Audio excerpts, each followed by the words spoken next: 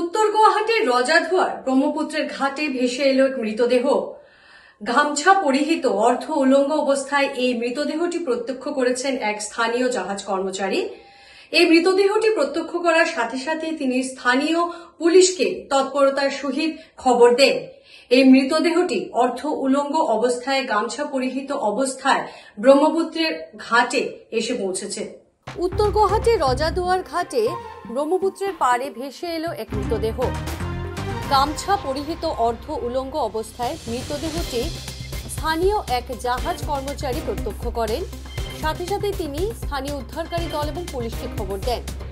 তাৎক্ষণিকভাবে সেই স্থানে উপস্থিত হন উদ্ধারকারী দল এবং স্থানীয় পুলিশ। শেষ খবর পাওয়া পর্যন্ত সেই মৃতদেহের কোনো পরিচয় জানা যায়নি, তবে অনুমান করা হচ্ছে তিনি একজন পুরুষ এবং তার বয়স 40 ঊর্ধ্ব। অনুমান করা হচ্ছে যে এই ব্যক্তির মৃত্যু বিগত কয়েকদিন আগেই হয়েছিল। তবে এইভাবে ব্রহ্মপুত্রের পাড়ে মৃতদেহ ভেসে আসায় স্থানীয় জনগণের মনে আতঙ্কের সৃষ্টি হয়েছে।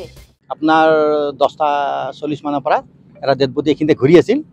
এইটো ডেড বডিটো এতিয়া আপোনাৰ এই জেগাত ৰখি গৈছিল, তাৰ পৰা এৰা খালে। এই ডেড বডিটো বৰ্তমান এখন কাপোৰ বান্ধা আছে, একো নাই, গামোচা দৰে এখন কাপোৰ বান্ধা আছে আৰু আপোনাৰ মানে উল্টা হৈ আছে বডিটো। আৰু আপোনাৰ হয়তো 40-50 মান বয়সৰ যেন অনুমান হয়। গতিকে এইটো আগতে মৰা এইটো হেৰি, এইটো হয়তো ক'ৰ পৰা আহিছে উঠি। গতিকে প্ৰশাসনে এইটো চালে নিশ্চয় অনুসন্ধান কৰিলে এইটো গম পাব বৰ্তমান ৰজাদুৱাৰ ঘাটত এই ডেড বডিটো লাগি আছে। গতিকে কাৰেণ্টৰ হেৰিত প্ৰভাৱত হয়তো উঠি যাব পাৰে। বৰ্তমান ৰজাদুৱাৰ ঘাটত এইটো ডেড বডিটো লাগি আছে বৰ্তমান। দেখা পাইছিলে?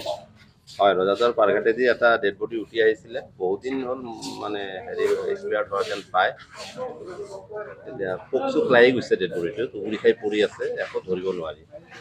মেচিয়ৰ্ড মানুহজন পায়, অলপ মেচিয়ৰ্ড মানুহজন, বয়সস্থ মানুহজন পায় আৰু বেক চাইডটো দেখা পালে সেইটো উঠি গ'ল আৰু ঘাটৰ কাষেদি উঠি গ'ল। উজনিৰ ফালৰ পৰা আহিছে। উজনিৰ ফালৰ পৰা আহিছে, কঁকালত গামোচা এটা বান্ধা আছে।